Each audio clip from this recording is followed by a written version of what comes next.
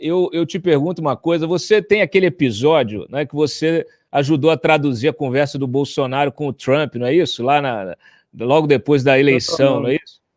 Isso, inclusive, isso aí já foi devidamente esclarecido algumas vezes aí em algumas entrevistas.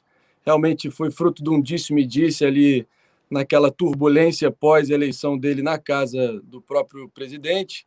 De fato, o nosso saudoso amigo Gustavo Bebiano tinha me designado com o telefone rastreável do Itamaraty, que tinha sido, enfim, dado pelo Itamaraty para que os dignitários, mundo afora, o chefe de Estado, fizessem os primeiros contatos aí com o presidente eleito.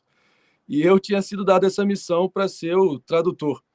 E eis que, logo depois dele ser eleito, ele fez o primeiro discurso com aquele livro do Churchill e um livro do Olavo de Carvalho na mesa para os militantes da internet. Depois, o pronunciamento oficial para todo mundo que estava acompanhando a TV, Brasil afora, mundo afora. Inclusive, tem uma história engraçada que foi o Onix o responsável por redigir esse discurso, e na terceira página ele queria muito inserir uma frase adicional. E por acaso estava ele e o Paulo Guedes ali em sobressaltos, ali, numa confusão, querendo inserir mais uma frase. Aí você para pensar, o cara que quer inserir mais uma frase adicional, porque essa frase deve ter uma relevância muito grande, minutos antes de um discurso de presidente eleito. E a frase era a seguinte: nós não governaremos com os olhos nas próximas eleições, e sim nas próximas gerações.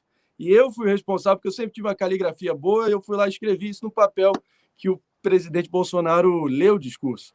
E nesse ínterim, ele acabou se deslocando só com o núcleo duro da família dele mesmo para a casa do Carlos Bolsonaro, e por vias tortas ficou eu e o Renan Bolsonaro fora da casa. Por alguma razão eu estava, sei lá, foi a única vez que eu, por acaso, interagi com ele. Inclusive, mais uma história engraçada desse dia, que ele estava lá com aquela carinha de mini Jair dele, Mambembe. Aí eu olhando para aquilo, cara, o cara mudou a vida, acabou de tomar um salto triplo carpado mortal, família presidencial a partir de agora, e ele emburrado, meio pensativo, com uma sombra em volta dele. Eu fui, e aí, irmão, qual é a emoção, cara? Aí ele, o que tá rolando? Cara, só consigo pensar no número de mulher que eu vou a partir de agora, cara. Então, aquela história que o Jair falou no discurso do Moro, aquela história, meu 04 aí, ele bota em todas lá no condomínio. Fez sentido para mim. Eu falei, realmente acho que tem, pelo menos do que depender do relato deles, isso aí faz algum sentido. Mas, de qualquer forma... Não vamos governar para as próximas eleições. Ridículo.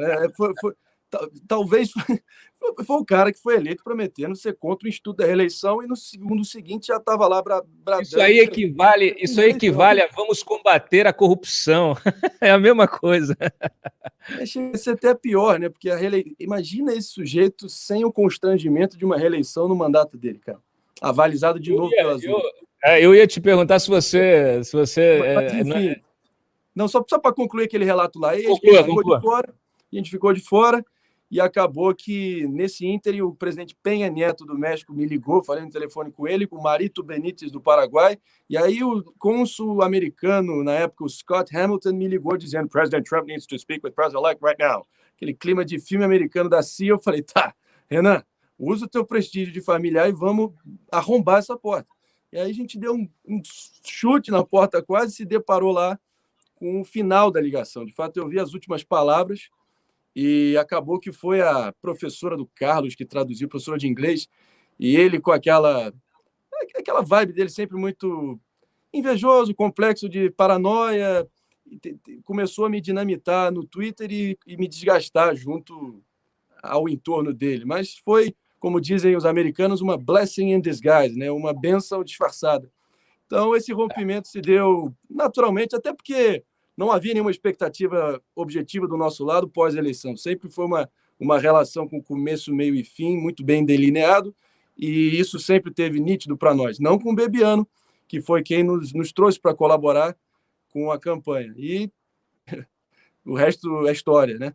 E o fato é que acabou que a Jussara do Globo acabou soltando uma notinha, porque, de fato, eu tinha soltado o vídeo, o meu primeiro vídeo que viralizou de uma forma inesquecível, inacreditável, foi aquela imitação do Donald Trump no Salão Oval, ligando, se compadecendo com o Bolsonaro convalescendo no Alberto Einstein.